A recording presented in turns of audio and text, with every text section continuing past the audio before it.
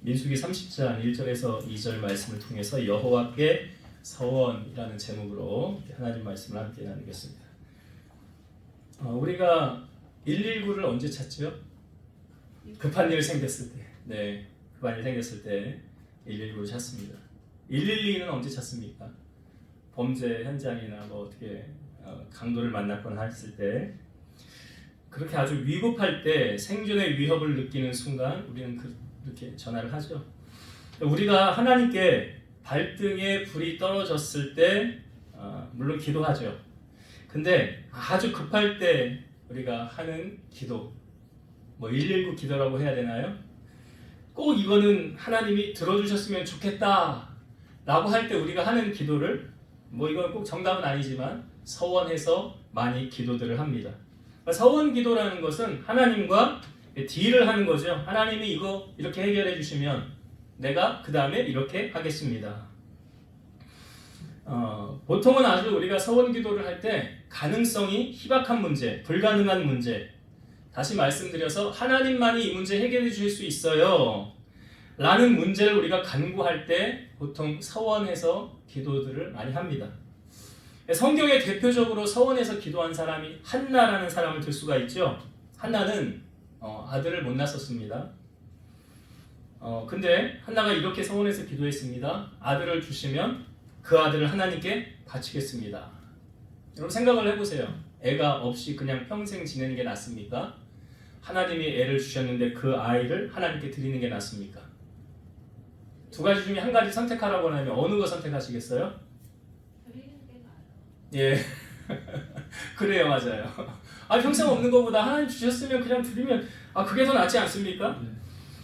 한나가 그렇게 서원해서 기도해서 사무엘이라는 아들을 얻게 되었어요. 그래서 그 사무엘이 이제 젖을 뗄 시점에 당시 제사장이었던 엘리 제사장에게 이 사무엘을 성전으로 이렇게 헌신하는 한나의 모습을 보여주고 있었죠. 그것으로 끝난 것이 아니라 한나가 매년 이제 제사를 드리러 갈 때 사무엘의 옷을 떠서 갔을 때에 그 엘리가 그런 말 합니다. 하나님, 이 여인으로 하여금 이 아들 말고 다른 자녀들을 후사로 더 주십시오. 그래서 선물로 세 아들과 두 딸을 더 하나님이 허락해 주셨죠. 그러니까 어떻게 보면 하나님 정말 공짜가 없구나. 근데 그 한나가 서원해서 하나님 앞에 그 아들을 바치기가 결코 쉽지는 않았을 거예요. 왜냐하면 우리 이런 말 하잖아요. 화장실 들어갈 때랑 나올 때랑 마음 다르다고. 사람 마음은 시시각각으로 변하지 않습니까? 그러니까 한나가 그렇게 하나님 앞에 약속을 해서 아들을 받았지만 다시 하나님 앞에 내 아들을 내놓는다는 것 결코 쉬운 일은 아니었을 거라는 거죠. 성경에 또 다른 사람, 서원한 사람이 있습니다. 입다라는 사람인데 이 사람은 사사였습니다. 왕 전에 그 나라를 통치하고 다스렸던 사람을 사사라고 그러죠. 사사 입다는 그 암몬 자손과 싸움을 가러 가기 전에 이렇게 서원해서 하나님 앞에 기도합니다. 주께서 과연 암몬 자손을 내 손에 넘겨주시면 내가 암몬 자손에게서 평안히 돌아올 때에 누구든지 내 집 문에서 나와서 나를 영접하는 그는 여호와께 돌릴 것이니 내가 그를 번제물로 드리겠나이다. 이렇게 서원을 했어요. 왜 이따가 이렇게 서원을 했는지는 정확하게 잘 모르겠으나 아무튼 그 전쟁 상황이 자기가 나갔을 때 위급할 수도 있고 나의 힘으로는 도저히 이길 수 없는 싸움이다라고 생각을 했기 때문에 하나님 앞에 이렇게 서원해서 기도했는지 모르겠어요. 전쟁에서 승리하고 자기 집에 돌아왔을 때 자기를 가장 먼저 나와서 영접한 사람이 누구였습니까? 무난 동녀인 딸이었어요. 그의 딸이 소고를 잡고 춤을 추면서 나와서 그 아버지를 영접하였어요. 그랬더니 이따가 그러죠. 너는 나를 그렇게 괴롭게 하느냐. 사실은 자기가 서원 잘못해놓고 딸을 그렇게 하나님 앞에, 그 딸이 그러죠. 내가 처녀로 그냥 가야 되는데 나에게 2달만 시간을 달라고. 그래서 내가 산에 올라가서 2달 동안 슬피 울면서 나중에 한나가 입다가 서원한 것을 지키게 되는 모습을 성경 보여주고 있습니다. 단일 기도회 때도 이런 말씀을 전한 목사님이 있었죠.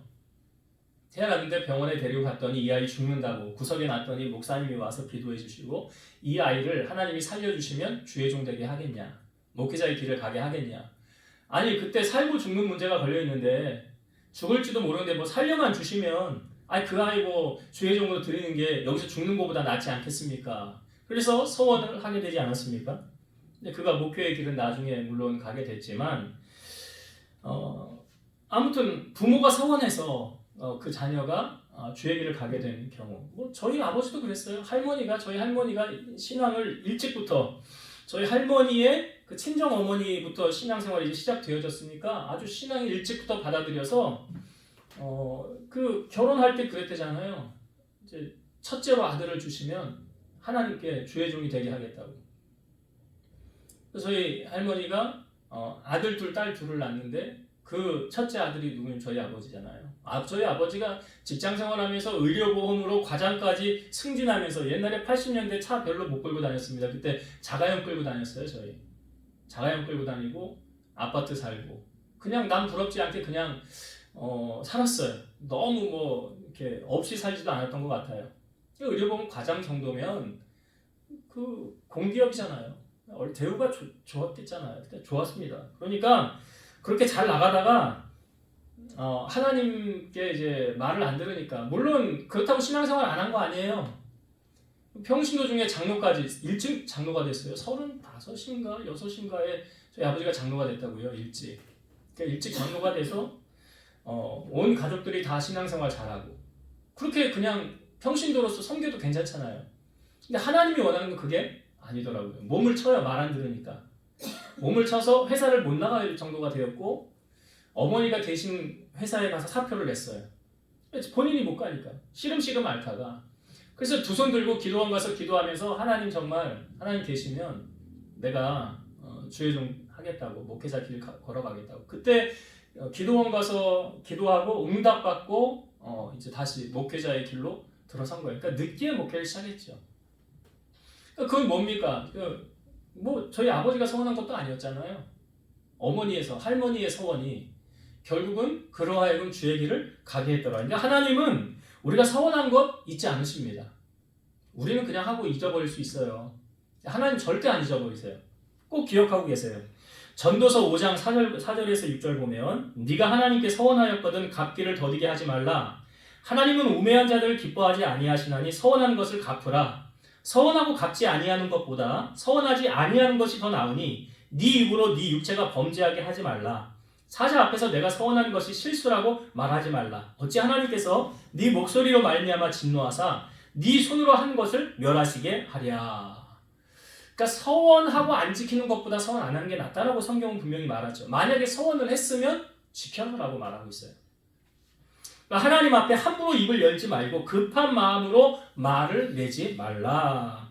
하나님은 하늘에 계시고 너는 땅에 있습니다. 이게 전도서 5장에 있는 말씀, 그 다음에 쭉 나오는 말씀이에요. 그러니까 우리의 모든 말을 하나님이 다 듣고 계시죠. 우리가 하나님 앞에 때로는 기도하면서 하나님 이건 실수예요, 무효예요, 없던 것으로 해주세요. 그렇게 안 됩니다. 물을 쏟으면 다시 못 담잖아요. 우리가 하나님 앞에 서원하여 기도한 것도 그렇습니다. 그런데 오늘 본문에 보니까 오늘 본문은 특별히 민수기 30장은 여자가 서원했을 때 어떻게 그것을 지키느냐. 그러니까 이렇게 나와 있어요. 그녀의 아버지나 남편이 그것을 듣고 반대한다면 어떻게 해야 하는지를 4가지 경우로 우리에게 보여주고 있습니다.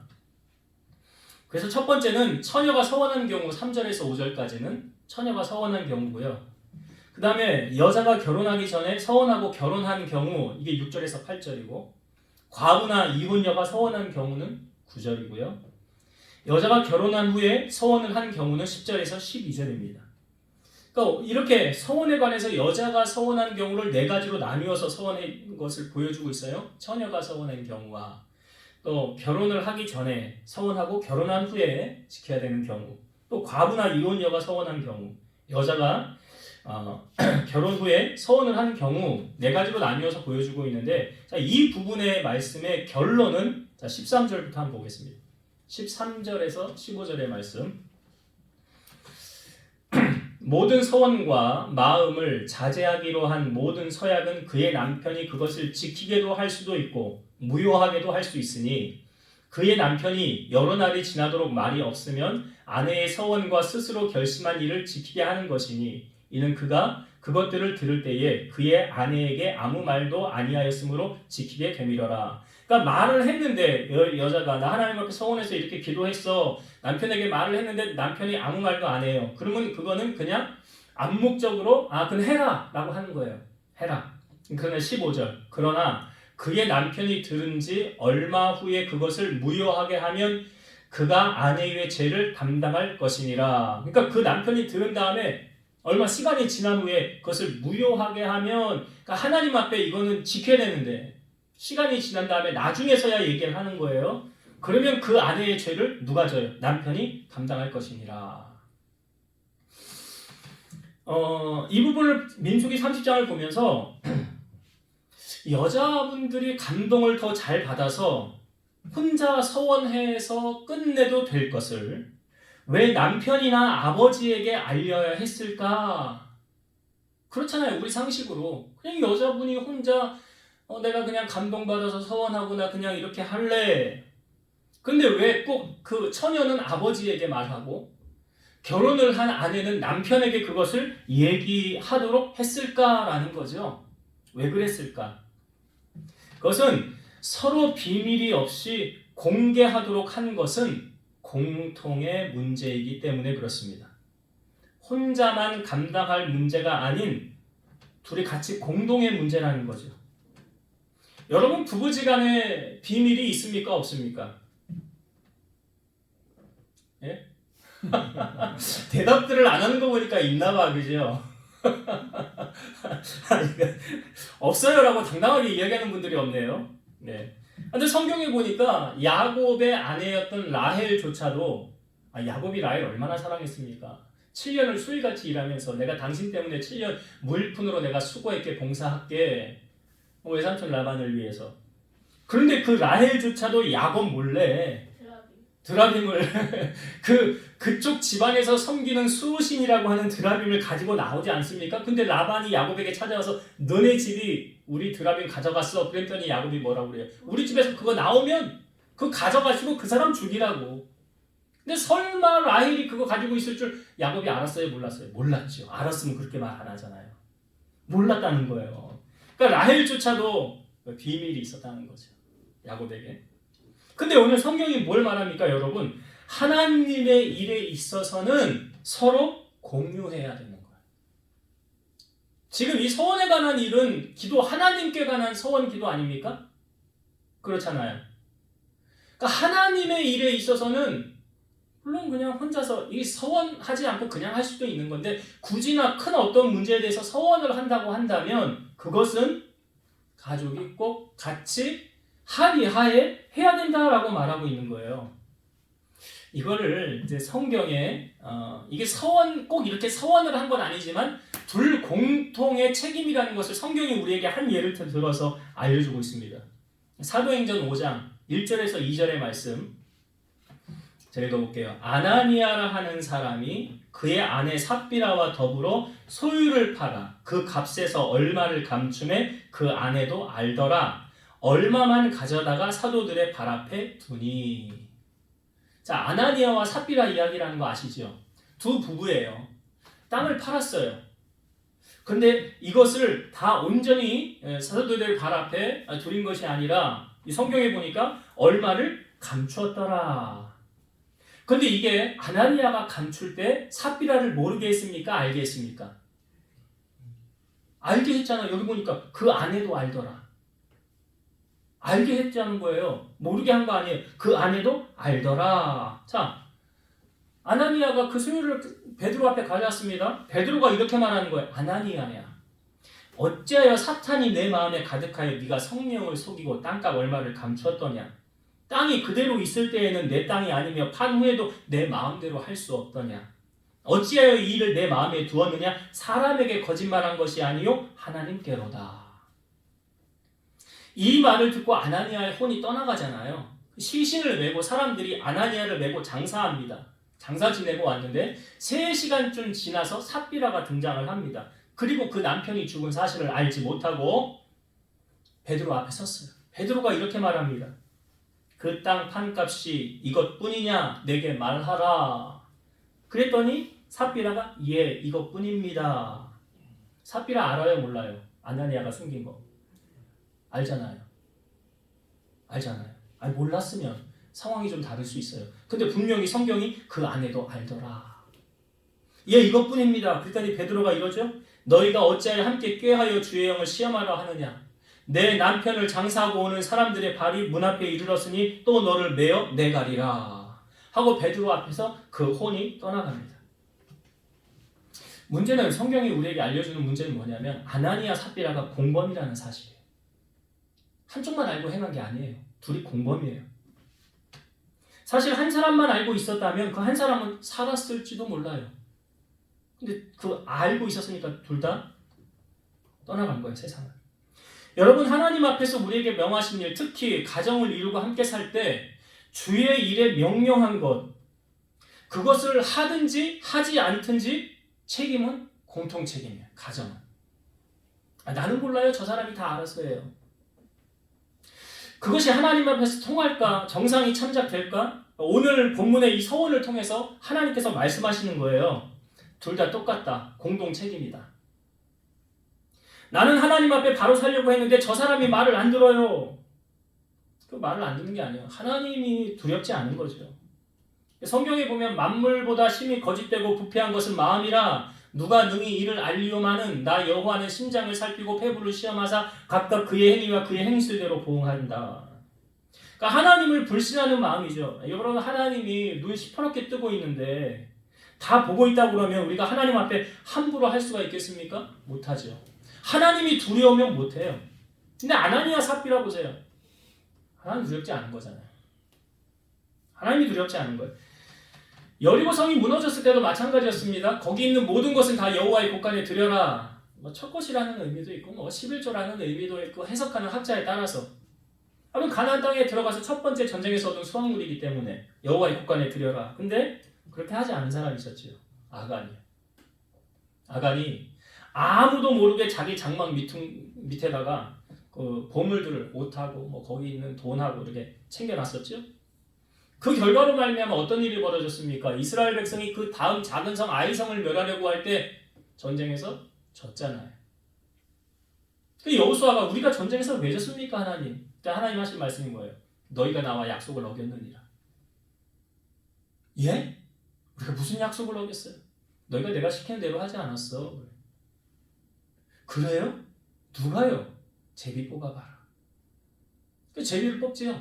지파대로 뽑고 가족대로 뽑고 나와가지고 제일 마지막에 뽑힌 사람이 누구예요? 아간이죠. 아간이 뭐라고 그래요? 나 아무도 모르게 내 장막 밑 깊은 곳에 보물을 숨겨놨는데 하나님이 정말 그거 알 줄을 몰랐네요. 아무도 모르게 했거든요. 어떻게 되었습니까? 아간 집에 속한 모든 사람이 돌을 던져가지고 죽고 그 골짜기를 이루었죠. 그게 무슨 골짜기예요? 아골 골짜기. 아골 골짜기. 여러분, 서원한 것만 하나님 앞에 지켜야 한다고 할 것이 아니라 우리에게 주신 하나님의 말씀은 바로 하나님과 우리와의 약속이라는 거죠. 그러니까 서원은 우리가 하나님께 행한 것이라고 한다면 서원은 우리가 먼저 정하는 거예요. 하나님 이렇게 해주시면 이 서원이잖아요. 이렇게 하겠습니다. 이게 서원이거든요. 근데 말씀은 하나님께서 우리에게 행하라고 주신 거예요. 말씀은. 그러니까 이 말씀은 지켜도 되고 안 지켜도 되는 것이 아니라 그 말씀대로 행하여야 된다는 것, 지켜야 된다는 것. 말씀대로 살려고 몸부림치고 그 말씀이 내 삶에 적용되도록 우리가 힘쓰고 있는가. 그러니까 오늘 말씀은 서원이라는 이 한편만 우리 편에서 생각하는 하나님이 아니라 하나님의 편에서 생각하는 우리를 적용하여 볼 때 우리는 서원에서 하나님 앞에 기도하는 걸 우리 편에서의 적용을 하나님으로 하고 있다고 한다면 하나님의 편에서 우리를 바라보는 것은 성경의 말씀. 이 말씀이 오늘 우리에게 주신 하나님이 우리와의 서원이 아닌가. 하나님께서 우리에게 원하시는 서원은 이 말씀이에요. 왜요? 성경의 말씀은 하와 하지 말라는 정해져 있잖아요. 365가지는 하지 말라. 248가지는 하라. 합쳐서 613가지잖아요. 그러니까 이 말씀을 우리가 서원으로 적용을 하면 하나님이 우리에게 이 말씀을 지키라고 서원하셨구나. 이렇게 적용하고 봐야 되는 거죠. 그렇게 우리가 살아갈 때 하나님의 복을 우리는 누리며 살아갈 수가 있어요. 그래서 신명기 28장에 보면 거기 축복과 저주가 다 나오죠. 어떤 사람이 축복을 받는데요? 이 말씀을 듣고 지키고 행하면 들어와도 복을 받고 나가도 복을 받고 떡반죽 그릇이 복을 받고 근데 손으로 하는 일이 복을 받고 거기에 모든 복이 1절부터 14절까지가 쭉 나와 있어요. 그 다음부터 마지막 절까지는 저주에 관한 말씀, 불순종에 따르는 그 말씀을 우리에게 보여주고 있어요. 그러니까 오늘 민수기 30장 말씀을 우리가 보면서 서원에 관한 말씀이지만 적용을 이렇게 했으면 좋겠어요. 우리가 물론 급할 때 119, 112 찾듯이 하나님 앞에 서원하여 기도하는 것 그렇게 해서 기도해서 응답을 받을 수도 있어요. 근데 서원할 때도 가정을 이루었다면 공통의 문제다. 공통의 문제, 가정. 당신이 했으니까 당신이 알아서 해가 아니에요. 그게 성경에서 말하는 게 그거예요. 당신이 했으니까 당신이 알아서 해. 혼나는 것도 당신이 혼나. 아니에요. 그렇게 말하지 않아요. 공동 책임이에요. 공동이에요. 가치예요. 그걸 지금 말하고 있는 거 아닙니까? 서원할 때. 그러니까 우리가 서원을 해서 하나님 앞에 지켜야 되는 것 물론 그렇게 지켜야 되는 거 있지만 하나님의 편에서 볼 때 하나님이 내가 너하고 서원한 거 있지 않니? 그게 뭐라고요? 말씀의 약속이에요. 그게 말씀의 약속이에요. 그래서 우리는 하나님의 말씀에 어떻게 지키고 있는가? 어떻게 살아가고 있는가? 그 말씀으로 우리 자신을 점검해보고 돌아보면서 하나님께서 우리를 향한 서원이 말씀이라고 한다면 나도 그 서원을 지켜야 되겠다. 말씀대로 살아야 되겠다. 그런 결론을 유추할 수가 있잖아요. 그렇게 그 말씀의 순종함을 통하여서 하나님께 인정받고 축복받는 여러분 되시길 주의 이름으로 축원드립니다. 기도하시겠습니다. 오늘로 살아서 역사하신 하나님 감사합니다. 우리가 오후 예배에 먼저는 우리의 목소리로 하나님 마음껏 찬송하고 높여드릴 수 있는 은혜를 주시니 감사합니다. 호흡이 있는 자마다 여호와를 찬송하라 하였고 이 백성은 내가 나를 위하여 지었나니 나의 찬송을 부르게 하려 함이라 하였습니다. 우리가 호흡 있는 동안 주님 마음껏 찬양하고 주님을 더욱 높여드릴 수 있는 우리 성도들과 교회가 되게 하여 주옵소서. 또한 오늘 주신 말씀이 서원에 관한 말씀입니다. 우리는 힘들 때 어려울 때 어떤 문제를 놓고 하나님 앞에 기도합니다. 서원하며 기도합니다. 하나님이 이렇게 해주시면 내가 이렇게 하겠습니다. 라는 이 서원을 놓고 이것은 단순한 개인의 문제가 아니라 가정이 같이 공동의 문제라는 것을 우리에게 알려주셨습니다. 그렇듯이 우리 공동체가 같이 지켜야 되는 문제임을 우리에게 알려주셨사오니 서원하며 기도할 때 함께 그 말씀을 잘 지켜나가는 우리 성도들 되게 하여 주옵소서. 또한 하나님의 편에서 우리를 향한 서원은 하나님의 말씀에 순종하는 것임을 우리에게 알려주셨사오니 우리도 하나님과의 약속, 이 말씀을 잘 듣고 지키어 물가에 심기운 나무처럼 시절을 쫓아 과실을 맺고 하나님의 복을 누리고 살아가는 우리 모든 성도들이 다 되게 하여 주옵소서. 이제는 우리를 모든 죄악 가운데서 구속하신 예수 그리스도의 은혜와 하나님의 사랑하심과 성령님의 내주, 교통, 인도 역사 충만케 하심이 사랑하는 성도들 머리 위에 저들의 가정 위에 이 제단과 나라와 민족 위에 이제로부터 영원토록 함께 있을지어다. 아멘.